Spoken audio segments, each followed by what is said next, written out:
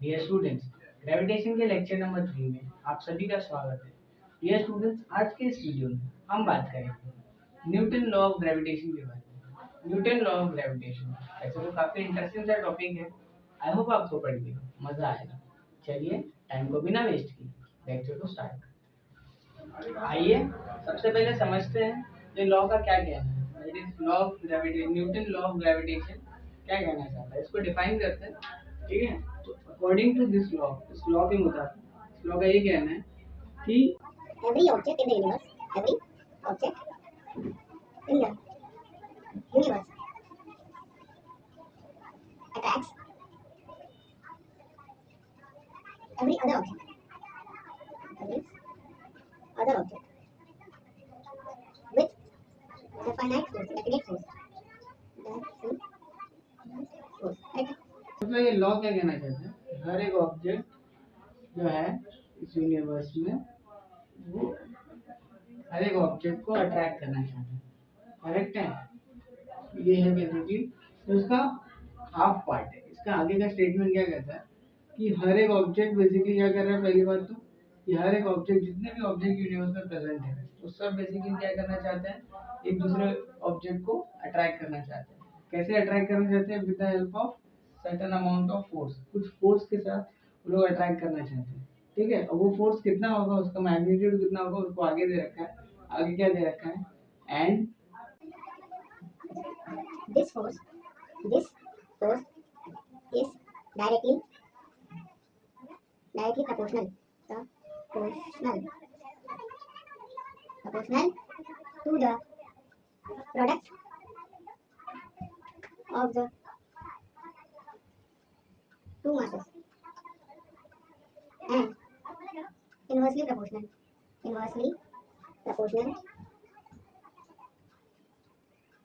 to the square of the distance between them.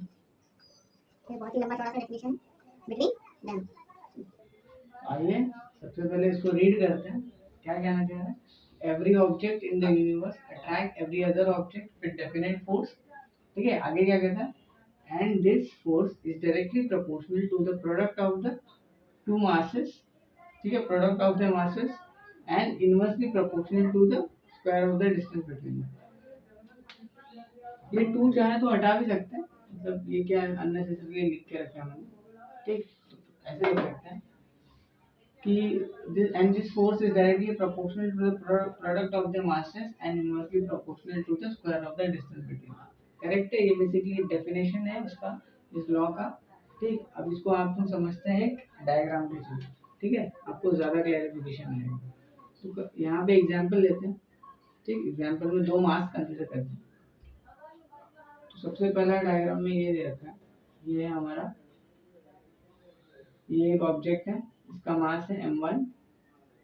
ठीक, ये है हमारा दूसरा मास, इसका मास है m2। करेक्ट, दोनों भी स्फेरिकल ऑब्जेक्ट है। ठीक, दोनों बेसिकली सेपरेटेड है एट अ डिस्टेंस d। मतलब इसका सेंटर ऑफ मास से डिस्टेंस कंसीडर करेंगे। ठीक है, इसका सेंटर ऑफ मास से डिस्टेंस कंसीडर करेंगे d, इसके सेंटर ऑफ मास के तरफ। ठीक, बेसिकली इन दोनों के बीच में जो डिस्टेंस ऑफ सेपरेशन है वो बेसिकली d से डिनोट किया है, और जो मासेस है इंडिविजुअल मासेस इन दोनों का, उसको m1 m2 कंसीडर किया है। ठीक, समझ में आ रहा है बेसिकली। अब according to this law, according to Newton law of gravitation, ये क्या कहता है कि अगर दो ऑब्जेक्ट हैं यूनिवर्स के अंदर प्रेजेंट है, तो उनके बीच में क्या होगा, एक फोर्स ऑफ अट्रैक्शन होगा। ये तो कह रहा है कि नहीं, बेसिकली क्या कह रहा है, इन दोनों के बीच में फोर्स ऑफ अट्रैक्शन होगा, और वो फोर्स ऑफ अट्रैक्शन का वो मैग्नीट्यूड भी बता रहा है कि कितना होगा। ठीक, क्या बता रहा है कि and this force is directly proportional to the product of the masses. मतलब ये मास और ये मास, ये दोनों का प्रोडक्ट करो। ठीक है, उसके प्रोपोर्शनल होगा कौन? फोर्स। अपन क्या लिख सकते हैं, पहला equation according to given condition का लिख सकते हैं कि force is directly proportional to m1 into m2। Correct है ना, ये तो कह रहा है statement, directly proportional to the product of the masses. ठीक, तो ये बेसिकली इसको बोलो इक्वेशन नंबर 1, ये इंपॉर्टेंट है। ठीक है, अब आगे क्या कह रखा कि and inversely proportional to the square of the distance between them, मतलब डिस्टेंस क्या है, इनवर्सली प्रोपोर्शनल है। कौन? फोर्स।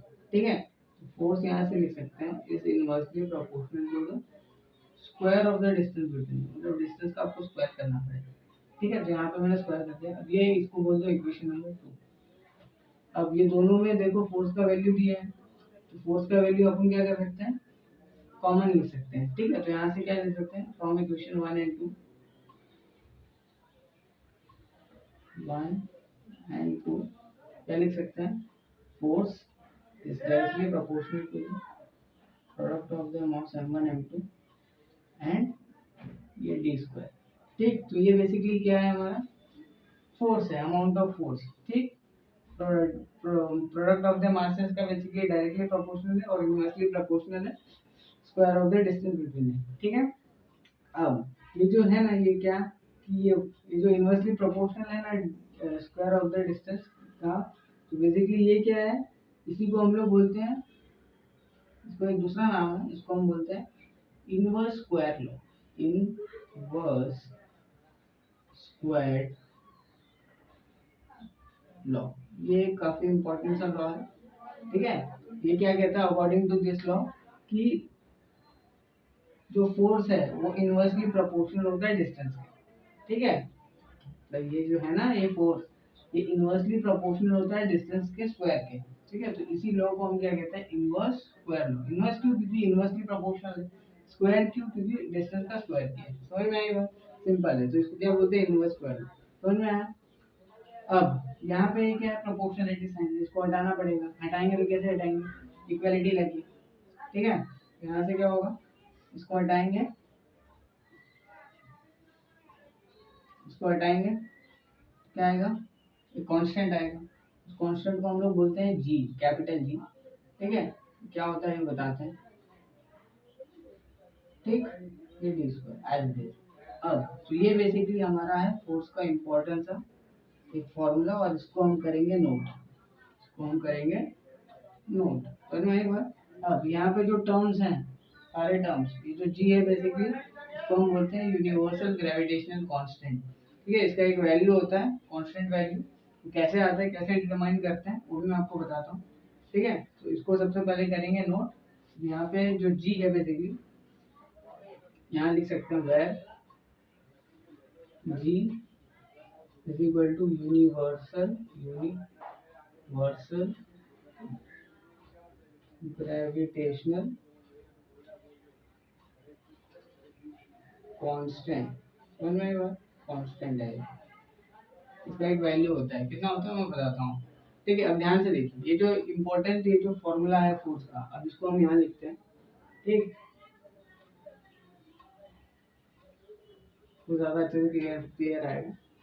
सबसे पहले यहाँ लिखेंगे, क्या लिखेंगे, फोर्स क्या था हमारा, जी m1 m2 upon D square. ठीक, डिस्टेंस बिटवीन टू मासेस। ठीक है, अब बेसिकली यहाँ पे क्या इम्पोर्टेंट है कि हम कंसिडर करते हैं, अज्यूम करते हैं, क्या करते हैं, अज्यूम, जैसे जी का वैल्यू निकालना है ना, तो कैसे निकालेंगे, आइए समझते हैं। अज्यूम करते हैं कि m1 और m2 इन दोनों का वैल्यू हमने 1 kg लिया, कितना, 1 kg।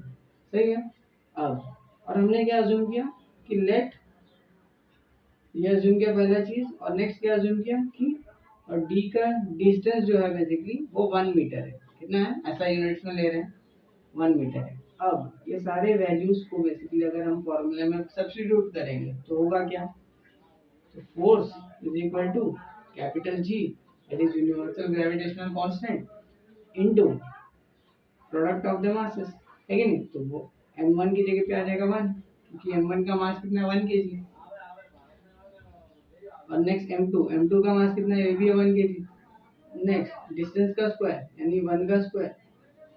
तो ये ओवरऑल कैलकुलेट करके क्या आ जाएगा, F will be equal to G, F will be equal to G, है कि नहीं। तो मतलब यहाँ पे यूनिवर्सल ग्रेविटेशनल कांस्टेंट का जो वैल्यू है वो किसके इक्वल है, अमाउंट ऑफ फोर्स के इक्वल है। मतलब जितना फोर्स लग रहा है उतना ही जी का वैल्यू। तो इस तरीके से डिटरमाइन किया गया था जी का वैल्यू। तो एक्सपेरिमेंटली इसको डिटरमाइन करते हैं, इसका वैल्यू कुछ होता है जो होता है इक्वल टू कितना होता है 6.67 इंटू 10⁻⁻11। ठीक है, ये इतना उसका बेसिकली न्यूमेरिकल वैल्यू है। इसका यूनिट भी होता है। अब यूनिट कैसे होगा, यूनिट देखो यहाँ से हम लोग कैलकुलेट कर सकते हैं। जैसे हमको फॉर्मूला पता है तो यहाँ क्या करेंगे, थोड़ा इसको मैनिपुलेट करेंगे, ऊपर नीचे करेंगे तो फॉर्मूला अपन को यूनिट मिल जाएगा। ठीक है, कैसे आएगा देखो यहाँ से। तो मैं क्या कह रहा हूँ, जैसे ये फॉर्मूला है पूरा, इसको हम लोग क्या करते हैं रीअरेंज करते हैं। तो यहाँ से जी का वैल्यू क्या होगा, इसको यहाँ भेजना पड़ेगा, है कि नहीं, इसको यहाँ भेजना पड़ेगा। यहाँ मैं लिख देता हूँ, सबसे पहले लिखेंगे force is equal to G m1 m2 upon D square. अब मैं क्या कह रहा हूँ, जी को यहीं रखो, डी को इधर सेंड कर दो, होगा क्या F into D square equal to G m1 m2, है कि नहीं। अब ये जो m1 m2 है इसको डिनोमिनेटर में सेंड कर दो, होगा क्या, ये हो जाएगा F D square divide by ये क्या आ गया m1, ये हो गया m2 और यहाँ बचा गया जी, है कि नहीं। तो ये अल्टीमेटली जी का फॉर्मूला आ गया। अगर आपसे कोई पूछे कि भाई बताओ यूनिवर्सल ग्रेविटेशनल कांस्टेंट का क्या फॉर्मूला है, तो बेसिकली आप क्या लिख सकते हो, यही फॉर्मूले को रीअरेंज करके क्या लिखा है basically, force multiply by distance का square divided by product of the masses. ठीक है, product of the individual masses. अब बेसिकली ये क्या है, मैग्नीट्यूड है किसका, जी का। जी बोले तो क्या, यूनिवर्सल ग्रेविटेशनल कांस्टेंट। अब इसका यूनिट क्या होगा, जैसे फोर्स का यूनिट क्या होता है न्यूटन, है कि नहीं, डिस्टेंस मीटर्स में होता है और मासेस जो हैं वो किस में होते हैं किलोग्राम यानी केजी में, ऐसा यूनिट्स की बात करें। तो जी के यूनिट्स क्या हो गए यहाँ से, देखो सबसे पहले लिखो, क्या लिखोगे, मास का फोर्स का यूनिट हो गया न्यूटन, डिस्टेंस मीटर लेकिन स्क्वायर है तो मीटर स्क्वायर, करेक्ट है। अब मासेस का मल्टीप्लिकेशन यानी प्रोडक्ट है, क्या होगा केजी इंटू केजी, अरे यार केजी मल्टीप्लाई बाय केजी, तो ये क्या हो गया केजी का स्क्वायर हो गया ना। इसको मैं शॉर्ट में लिख देता हूँ, एक स्टेप अपना वो हो जाएगा। तो अल्टीमेटली ये क्या हो गया केजी का स्क्वायर। ठीक, अगर आपसे कोई पूछे ये बेसिकली क्या है, यूनिट है किसका, जी का, क्या यूनिट है न्यूटन मीटर स्क्वायर पर केजी स्क्वायर। समझ में आई बात। तो ये जो वैल्यू है इसके सामने हम लोग इसका यूनिट भी लिख देते हैं, that is newton metre square पर केजी स्क्वायर। समझ में आएगा। आप इसको चाहो तो न्यूमरेटर में लेके जाओगे तो लॉ ऑफ एक्सपोनेंट के थ्रू आप ले जा सकते हो, जैसे इसको आप ऐसे लिखो या फिर इसके जगह पे ऐसे भी लिख सकते हैं। ठीक, एक ही बात है। मतलब कभी कभी क्या होता है कि बुक में ऐसे भी दिया रहता है तो क्या बच्चे कंफ्यूज हो जाते हैं, न्यूटन मीटर स्क्वायर, अब केजी स्क्वायर लेकिन इनवर्स का -2, ये चलेगा, ये वैलिड है। समझ में आएगा, ये न्यूमरेटर में ऐसे लिखा रहता है, ये भी चलेगा ये भी चलेगा, ऐसे भी लिख सकते हैं ऐसे भी लिख सकते हैं, जो भी आपको कन्वीनियंस लगे आप लिख सकते हो। ठीक है, अगर यहाँ तक आप समझ चुके हो, अगर नोट करना चाहो तो लिख नोट कर सकते हो, फिर हम बढ़ते हैं आगे की तरफ। ठीक है, ऑलराइट डियर स्टूडेंट, आइए कुछ स्पेशल केसेस सॉल्व करेंगे हम लोग related to Newton law of gravitation. ठीक है, एप्लीकेशन बेस्ड बेसिकली यहाँ पे फॉर्मूले का एप्लीकेशन हमें करना है। तो मैंने बेसिकली बहुत सारे टेबल बना रखे हैं, ठीक है, जिसमें हम लोग क्या करेंगे ऑब्जेक्ट्स के मास को उसके डिस्टेंस को वेरी करेंगे और फिर देखेंगे उसका क्या इफेक्ट पड़ता है फोर्स के ऊपर। ठीक है, फोर्स किस हिसाब से चेंज होता है। ठीक, तो आइए सबसे पहला सॉल्व करेंगे, दैट इज फर्स्ट केस लेंगे। ठीक है, तो फर्स्ट केस में मैंने आपके लिए टेबल एक बना रखा है जिसमें सारे मैंने बेसिक बेसिक टर्म्स लिख रखे हैं। ठीक है, तो इसमें आपको फोर्स जो है बेसिकली इसको डिटरमाइन करना है, इसको फाइंड आउट करना है। ठीक है, तो बाकी सारे वैल्यूज आपको इस हिसाब से दे रखे हैं। ठीक है, इस पे काफी मतलब बोर्ड एग्जामिनेशन में क्वेश्चन भी आ चुका है। ठीक, कि अगर आप डिस्टेंस को डबल करते हो या ट्रिपल करते हो तो फोर्स के हिसाब से वेरी होगा, मासेस को वेरी करोगे तो फोर्स के हिसाब से चेंज होगा। ठीक है, तो सबसे पहला क्वेश्चन करते हैं। क्या दे रखा है कि दो दो मास है हमारे पास m1 और m2, तो हम कंसिडर करते हैं दो मास। ये रहा हमारा m1, ठीक, ये रहा हमारा m2। ऑलराइट, अब यहाँ क्या दे रखा है m1 का मास डबल है, मतलब इसका मास क्या है वैसे 2 टाइम्स ऑफ m1। ठीक, तो ये डबल मास है। ठीक है, ये हमने 2 टाइम्स ले लिया। अब क्या दे रखा है, इनके बीच का डिस्टेंस क्या है, कैपिटल डी। डिस्टेंस याद कीजिए, हमने बताया था कहाँ से लेते हैं, सेंटर ऑफ मास के रूप, सेंटर ऑफ मास। इसका सेंटर ऑफ मास बेसिकली ये है। ठीक, सेंटर ऑफ मास क्या होता है, सेंटर ऑफ मास बेसिकली एक ऐसा पॉइंट है, ठीक है, जहाँ पे हम लोग पूरे ऑब्जेक्ट का मास बेसिकली क्या अज्यूम कर सकते हैं कि वहां पे कॉन्सेंट्रेट है। जैसे कि मान लीजिए मेरे पास ये मार्कर है, ठीक, ये मार्कर है।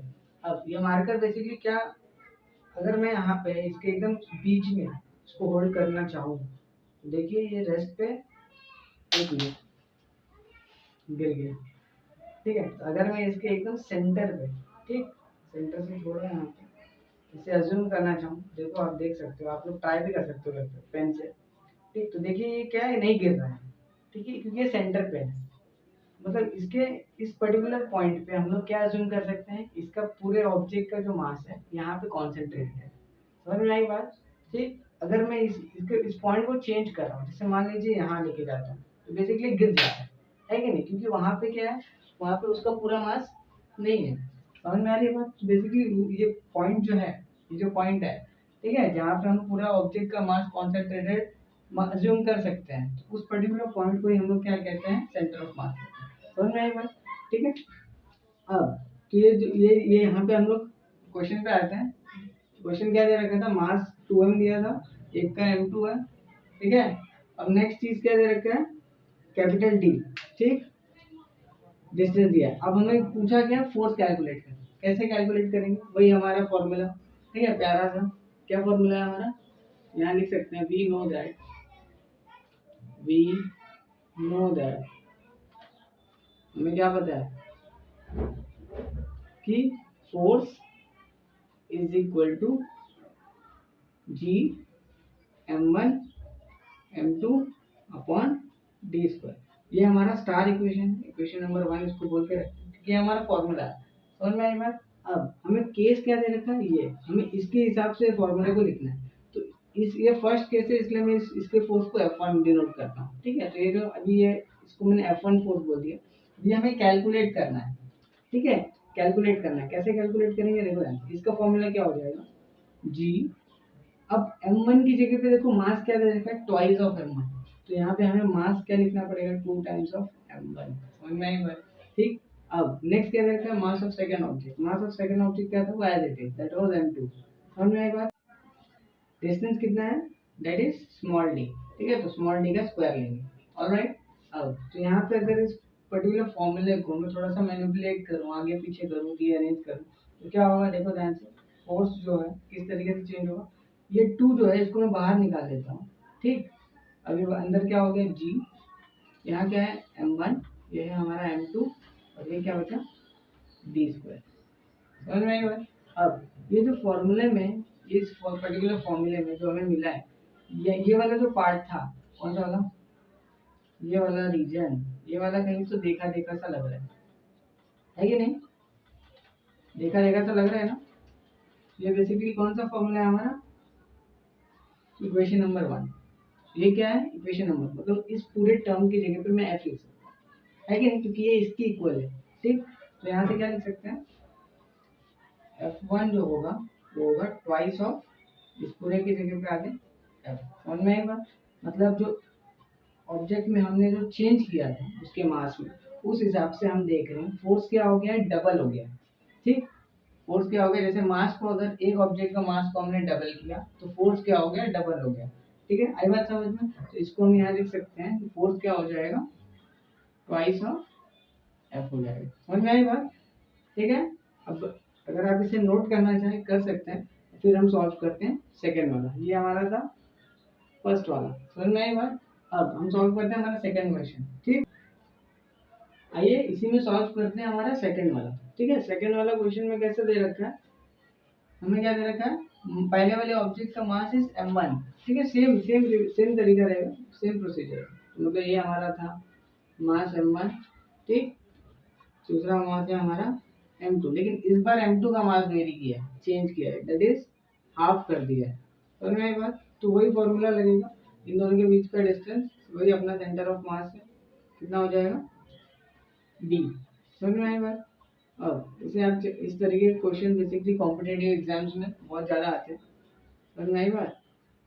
ये कैपिटल स्मॉल डी। अब हम लोग क्या लिखेंगे, कैसे सॉल्व करेंगे, वी नो दैट, ठीक, एक दो बार लिख देता हूँ, इसके बाद फिर आप अपने से कीजिएगा। We know that F is equal to G m1 m2 divide by D square, ठीक, ये हमारा इक्वेशन नंबर 1 है कि नहीं, ऐसे ही किया था। अब अभी हमें क्या चाहिए, इस पर फोर्स निकालना है, मतलब ग्रेविटेशनल फोर्स कितना लग रहा है वो कैलकुलेट करना है। कैसे करेंगे, ये सेकंड केस है, तो सेकंड के लिए केस के लिए F2 लिख देते हैं, ठीक है। तो F2 क्या होगा हमारा, G m1, अब m2 क्या हो गया, हाफ हाफ m2, ठीक है, ये अलग से।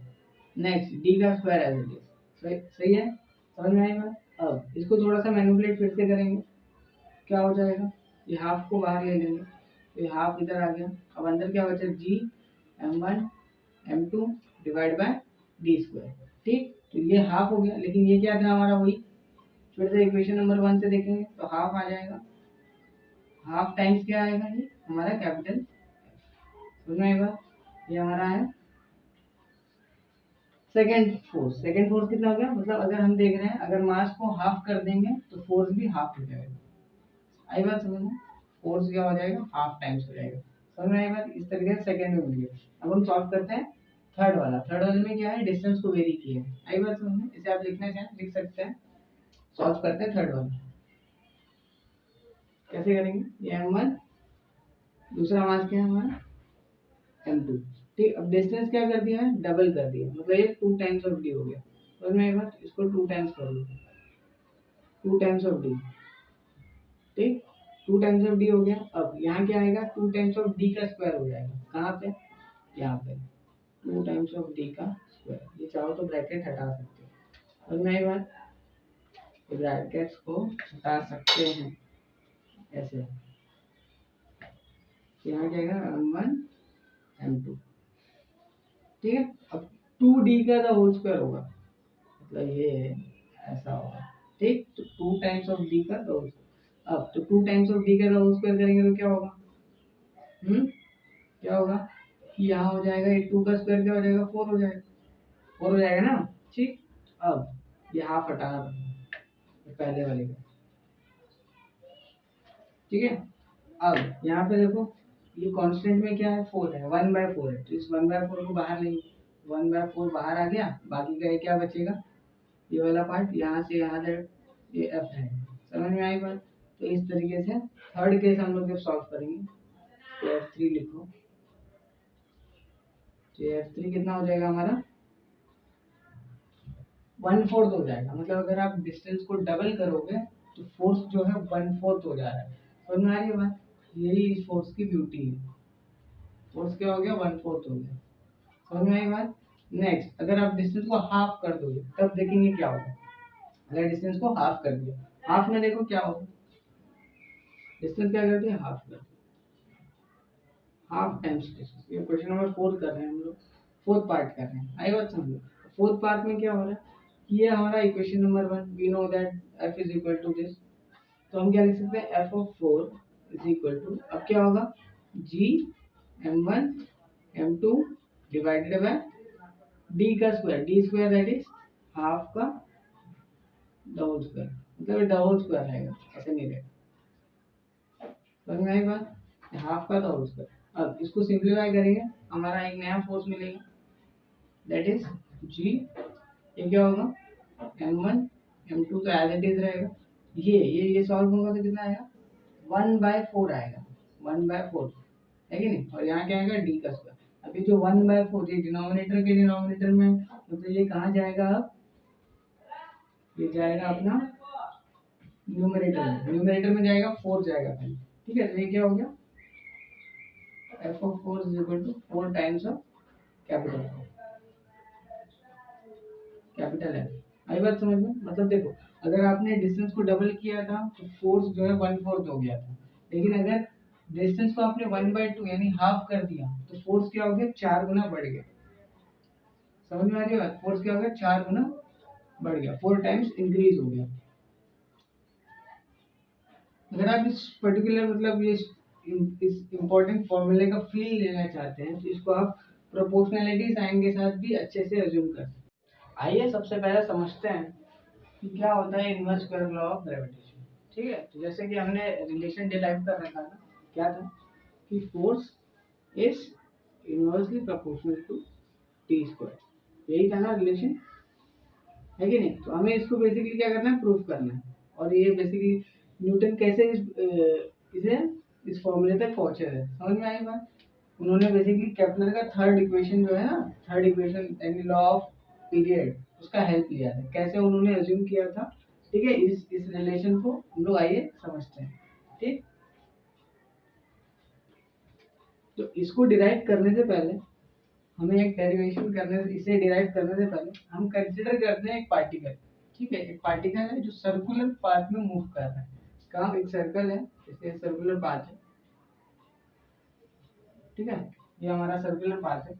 अब इस सर्कुलर पाथ में बेसिकली एक पार्टिकल है, वो कहाँ मूव कर रहा है, जैसे मान लेते हैं ये हमारा पार्टिकल है, अब ये पूरा सर्कल में मूव कर रहा है। अब ये सर्कल में मूव कर रहा है तो डेफिनेटली इस पे एक सेंटर से कुछ ना कुछ फोर्स लग रहा होगा, है कि नहीं। तो यहाँ से इस पे कुछ फोर्स लगेगा तभी तो ये मूव कर रहा है सर्कल में, क्योंकि ये तो मस्ट कंडीशन है। सबसे पहले अज्यूम कीजिए कि पार्टिकल है, सर्कल में मूव कर रहा है, उसकी एक कांस्टेंट स्पीड है।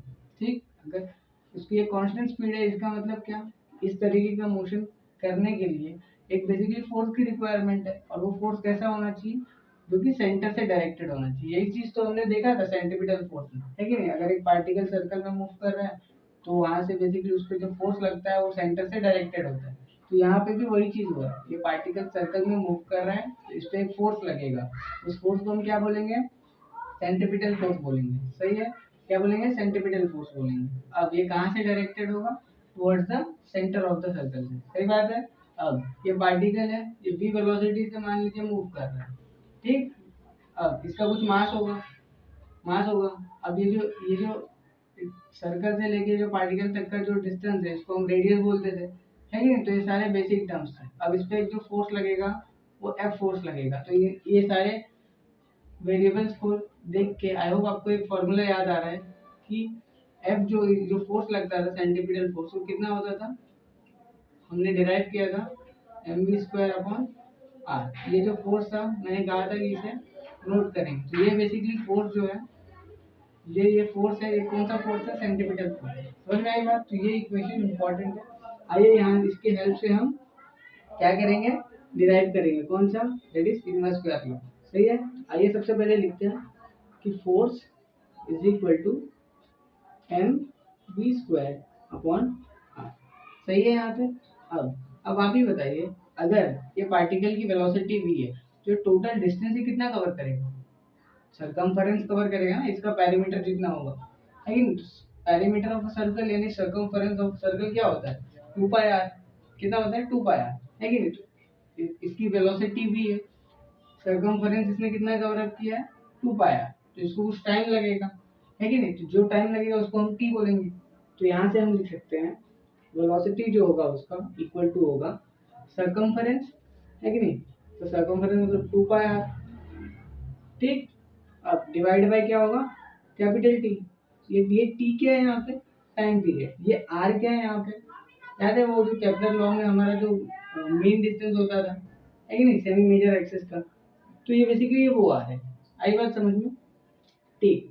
अब बेसिकली क्या होगा, यहाँ पे ये जो है, यहाँ से v का वैल्यू हम कह रहे हैं इस इक्वेशन नंबर 1 में हम पुट कर देते हैं, ठीक। तो होगा क्या, f जो होगा यहाँ से m, ये पूरे टर्म्स को यहाँ मैंने लिख दिया, तो क्या होगा ये 2 पाई r divide by capital T, और इसका पूरा द होल स्क्वायर, ठीक। अब ये पूरा क्या है, अपॉन में r है।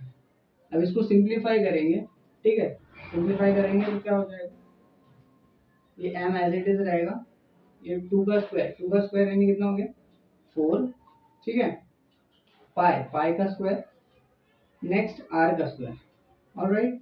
अब डिनोमिनेटर में क्या है, t का स्क्वायर, है कि नहीं, t का स्क्वायर। अब ये पूरा टर्म न्यूमरेटर का था, और डिनोमिनेटर में क्या चल रहा है अपना r। अब ये r से ये एक r स्क्वायर कैंसिल हो जाएगा, है कि नहीं। अब बचा क्या देखो ध्यान से, तो यहाँ से हम क्या लिख सकते हैं, फोर्स इज इक्वल टू, अभी जो 4 पाई स्क्वायर है इसको साइड में ले लेते हैं, 4 पाई स्क्वायर, ये तो कांस्टेंट है ना, है कि नहीं, मास मास ऑफ द ऑब्जेक्ट भी कांस्टेंट रहता है, तो ये क्या हो गया बेसिकली एम आ गया। ठीक, अब बचा क्या, यहाँ पे देखिए ये क्या है, आर है, आर बचा है ना, आर, और नीचे क्या है डिनोमिनेटर में टी स्क्वायर, ये डिनोमिनेटर कैंसिल हो चुका है, तो यहाँ क्या बचा, एक आर बचा और डिनोमिनेटर में क्या बचा, टी का स्क्वायर। आई बात समझ में यहाँ तक। अब मैं क्या कर रहा हूँ इस इक्वेशन में, इस पूरे इक्वेशन में मैं क्या कर रहा हूँ कि आर स्क्वायर से मल्टीप्लाई कर देता हूँ और डिवाइड कर देता हूँ। अब आप बोलोगे क्यों कर रहे हैं, क्योंकि हमें बेसिकली यहाँ पे केपलर्स लॉ बनाना है। केपलर लॉ क्या था हमारा कि T square is directly proportional to R cube. तो यहाँ देखिए, यहाँ टी स्क्वायर ऑलरेडी है, यहाँ पे आर है, अगर मैं आर स्क्वायर से मल्टीप्लाई कर दूंगा तो डेफिनेटली ये आर क्यूब बन जाएगा, है कि नहीं। इसीलिए हम लोग क्या कर रहे हैं, मल्टीप्लाई कर रहे हैं, और डिवाइड भी करना पड़ेगा, है कि नहीं। आइए समझते हैं। तो यहाँ मैं क्या कर रहा हूँ इस इक्वेशन में, यहाँ करते हैं, ठीक, यहाँ से आगे कंटिन्यू है। तो ये होगा क्या, एफ जो होगा इक्वल होगा 4 पाई स्क्वायर, नेक्स्ट क्या आएगा M R divide by T square. अब हमने क्या किया यहाँ पे, आर स्क्वायर से मल्टीप्लाई कर दिया, आर स्क्वायर से डिवाइड कर दिया, अगर इसको कैंसिल कर दोगे तो अल्टीमेटली वही एक्सप्रेशन आ जाएगा, है कि नहीं। आगे देखो, अब ये आर इंटू आर स्क्वायर, ये क्या बन गया, आर इंटू आर स्क्वायर, ये तो आर क्यूब बन गया ना, आर क्यूब बन गया। अब नेक्स्ट क्या बचा है, ये टी स्क्वायर बचा है और ये आर स्क्वायर, तो आर स्क्वायर को मैं यहाँ लिख रहा हूँ, कैंसिल नहीं करना है, कैंसिल करने के लिए थोड़ी ना मल्टीप्लाई किया है कि नहीं। तो यहाँ क्या है टी स्क्वायर। अब ध्यान से देखिए, ये वाला जो टर्म है कौन सा वाला, ये वाला, ये हमारा क्या है, ये कैपलर्स लॉ है। अब आप बोलोगे ये तो उल्टा लिखा है, तो कोई बात नहीं ना, उल्टा लिखा तो क्या हो गया, जैसे ये हम इसको यहाँ लेके आते थे, इसकी जगह पे क्या किया है, इसको यहाँ ले गया, तो कोई प्रॉब्लम नहीं है, ठीक है। तो ये क्या हो गया, हमें पता है यहाँ से हम क्या कर सकते हैं, T square by R cube, तो डायरेक्टली प्रोपोर्शनल होता है कांस्टेंट के, यानी के, है कि नहीं। तो अब इसका उल्टा करोगे, रेसिप्रोकल कर दोगे, क्या हो जाएगा, 1/k हो जाएगा, ठीक।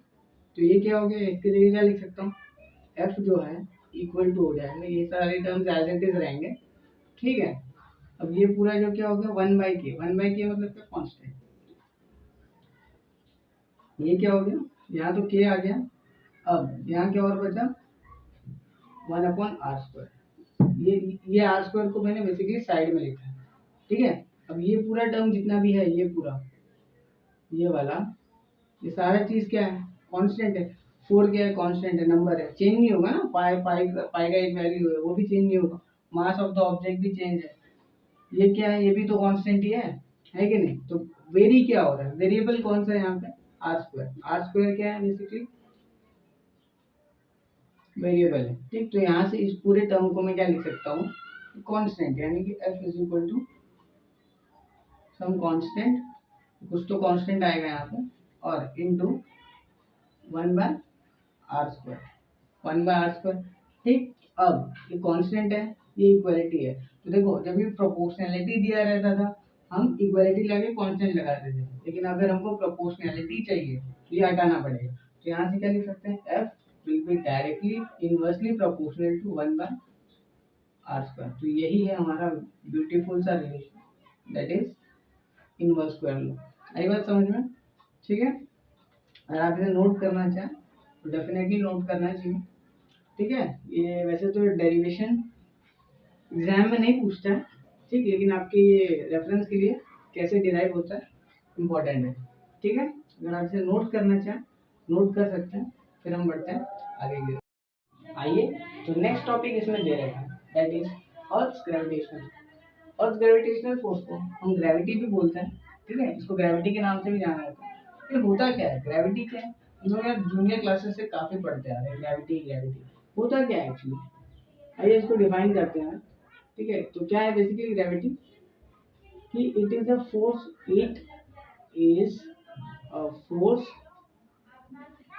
Of attraction, force of attraction, force of attraction between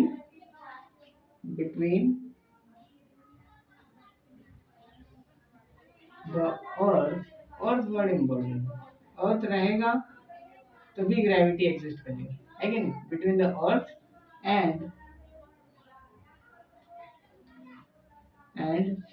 any other object,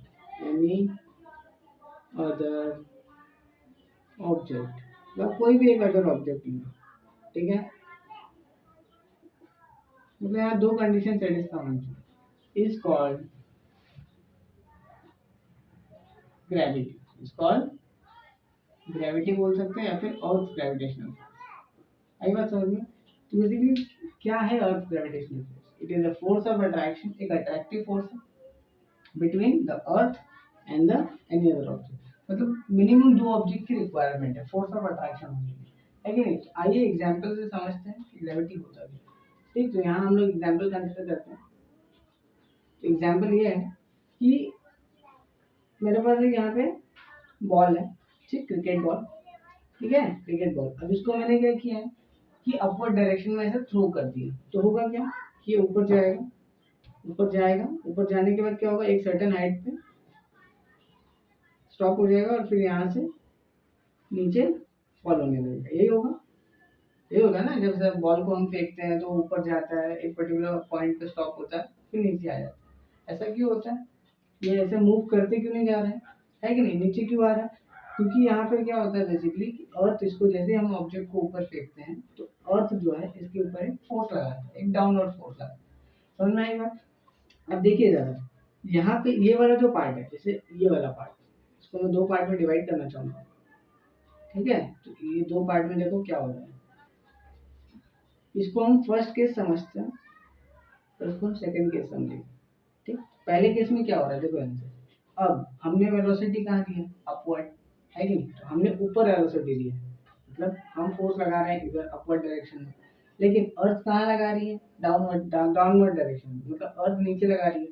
तो मतलब देखिए दोनों दोनों फोर्स जो है, दोनों की जो वेलोसिटी है वो ऑपोजिट डायरेक्शन में है। मतलब ग्रेविटेशन जो फोर्स है वो नीचे लग रहा है, मतलब ग्रेविटी नीचे लग रहा है और हमने जो वेलोसिटी दिया है वो अपवर्ड डायरेक्शन में है। तो दोनों क्या है बेसिकली ऑपोजिट डायरेक्शन में है, तो क्या होता है इसकी वेलोसिटी इसीलिए डिक्रीज हो जाती है। क्या होती है? डिक्रीज होती है।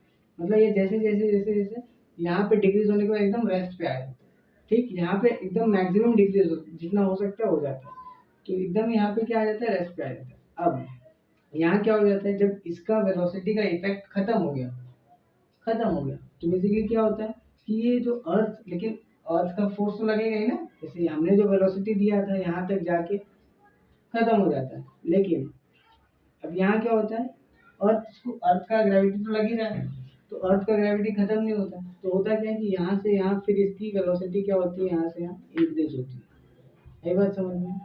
तो यहाँ से क्योंकि हमने यहाँ पे एक्सटर्नली वेलोसिटी प्रोवाइड किया है, तो यहाँ क्या हो रहा है, डिक्रीज हो रहा है, डिक्रीज होते जा रहा है, और यहाँ पे एक रेस्ट पे आ जाता है, और फिर यहाँ से क्या होता है, ये वाला पार्ट में इंक्रीज होता है।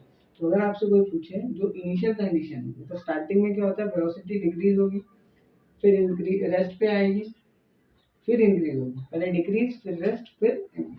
आई बात समझ में? तो यहाँ पे ऐसा क्यों हो रहा है बेसिकली, क्योंकि यहाँ पे क्या हो रहा है, और बेसिकली फोर्स ऑफ अट्रैक्शन लगा रहा है किसके ऊपर, ऑब्जेक्ट के ऊपर। आई बात समझ में?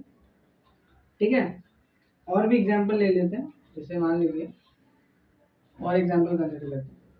तो जैसे मान लीजिए एप्पल ट्री है, ठीक है? आई होप आपको लेक्चर 1 की याद आ गई होगी, ठीक? एप्पल ट्री जो है नीचे फॉल हो गया, ठीक, यहाँ न्यूटन नहीं बैठे हैं, ठीक है? तो यहाँ क्या है बेसिकली, एप्पल जो है नीचे फॉल हो गया। तो एप्पल जब फॉल हो गया नीचे, क्यों फॉल हुआ, यहाँ तो रेस्ट पे था अच्छा खासा, लेकिन मान लीजिए ऐसा हवा ब्लो, मतलब विंड ब्लो होने लगा, ठीक है? तो विंड ऐसा ब्लो हो रहा है, कैसे ब्लो हो रहा है, ऐसे ऐसे विंड ब्लो हो रहा है, ठीक, ऐसे ऐसे हवा बह रहा है, तो क्या हो गया, एप्पल जो है नीचे की तरफ गिर गया। क्यों गिर रहा है? क्योंकि अर्थ इसके ऊपर एक फोर्स लगा रहा है, पुल लगा रहा है, अर्थ का एक पुल है, ठीक है? तो उस पुल को ही बेसिकली हम क्या कहते हैं, ग्रेविटी। आई बात समझ में? यहाँ तक क्लियर है? ठीक है, और एग्जाम्पल चाहिए? और एग्जाम्पल एक कंसिडर कर लेंगे, चलो, ठीक है? और एक एग्जांपल कंसिडर करें, क्या कर सकते हैं हम लोग कि क्लाउड है मान लो, ठीक है, क्या है क्लाउड, क्लाउड का एग्जांपल काफी अच्छा है, ठीक। क्लाउड में क्या हो रहा है बेसिकली कि रेनिंग हो रहा है, क्या हो रहा है, रेनिंग, रेनिंग बोले तो कैसा, बारिश हो रही है। अब रेन ड्रॉप्स जो होते हैं अल्टीमेटली नीचे की तरफ फॉल होते हैं ना अर्थ के ऊपर, यार होते हैं, ठीक है। तो अब होगा क्या यहाँ पे बताओ, ये रेन ड्रॉप जितने भी हैं अल्टीमेटली नीचे गिर रहे हैं, क्यों गिर रहे हैं बताओ, क्योंकि अर्थ इसको अपने तरफ खींच रहा है, जैसे क्लाउड में था, है कि नहीं, क्लाउड में था, तो ये यहाँ पे क्या था, इस पे एक ग्रेविटेशनल फोर्स लगेगा सारे ड्रॉपलेट्स पे, है कि नहीं, ग्रेविटेशनल फोर्स इस पे क्या करेगा, ग्रेविटेशनल फोर्स यानी ग्रेविटी का फोर्स, ठीक। ग्रेविटी और ग्रेविटेशनल दोनों भी सिमिलर टर्म्स ही है, खाली यहाँ पे अर्थ आ जाता है इसीलिए हम लोग ग्रेविटी बोलते हैं, ठीक है। और अगर कोई और ऑब्जेक्ट आ जाएगा अर्थ के अलावा तो उसको हम ग्रेविटेशनल फोर्स बोलते हैं। मतलब क्या है कहने का कि gravity is a subset of gravitational force, max one के टर्म्स में बात की जाए अलजेब्रा में तो ऐसा बोल सकते हैं, ठीक है। इसको हम लिख सकते हैं चाहे तो, अपने कन्वीनियंस के लिए बता रहा हूँ, अगर आपको समझना है तो ऐसा समझिए, ठीक है।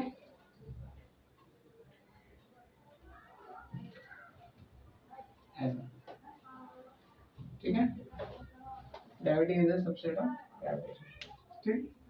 तो आई होप यहाँ तक क्लियर है कि मतलब ये क्या होता है और ग्रेविटेशनल फोर्स, ग्रेविटी क्या होता है। कोई भी ऑब्जेक्ट को आप हवा में फेंकोगे वो नीचे की तरफ फॉल होता है। फॉर एग्जांपल ये मार्कर फेंक लो, अगर मैं इसको ये वाले एग्जांपल को कंसीडर करते हैं, ठीक है, तो ये मार्कर है ब्लैक वाला, इसको मैंने ऐसा ऊपर थ्रो किया तो क्या होगा, धीरे धीरे ऐसे वेलोसिटी, स्टार्टिंग में क्या हुआ, जैसे ऐसे मैंने फेंका, ऐसे फेंका तो क्या हो रहा है, यहाँ तक जा रहा है, यहाँ पे आके स्टॉप हो रहा है कि यहाँ पे आके स्टॉप हो रहा है, फिर नीचे गिर रहा है। स्टार्टिंग में वेलोसिटी डिक्रीज हो रही है, फिर एक पॉइंट पे रेस्ट पे आ रही है, फिर इंक्रीज हो रही है। यहाँ तक क्लियर है, आई बात समझ में। तो अगर आप इसे लिखना चाहे, नोट करना चाहे तो नोट कर सकते। ऑल राइट डियर स्टूडेंट्स, आज की क्लास में इतना ही। आज हमने देखा न्यूटन लॉ ऑफ ग्रेविटेशन, फिर हमने बात किया inverse square law, inverse square law of gravitation. Next हमने देखा अर्थ ग्रेविटेशनल फोर्स के बारे में, ठीक है, जो कि था ग्रेविटी, ठीक। तो आई होप आपको सारे कंसेप्ट क्लियर होंगे, ठीक है। अब नेक्स्ट क्लास में हम बात करेंगे बेसिकली अर्थ ग्रेविटेशनल एक्सेलरेशन के बारे में, जहाँ पे हम वैल्यू ऑफ जी देखेंगे वो किस तरीके से वेरी होता है कि नहीं, पोल पे अलग होता है, इक्वेटर पे अलग होता है, ठीक है। आई होप मिलते हैं नेक्स्ट वीडियो में, तब तक के लिए थैंक यू।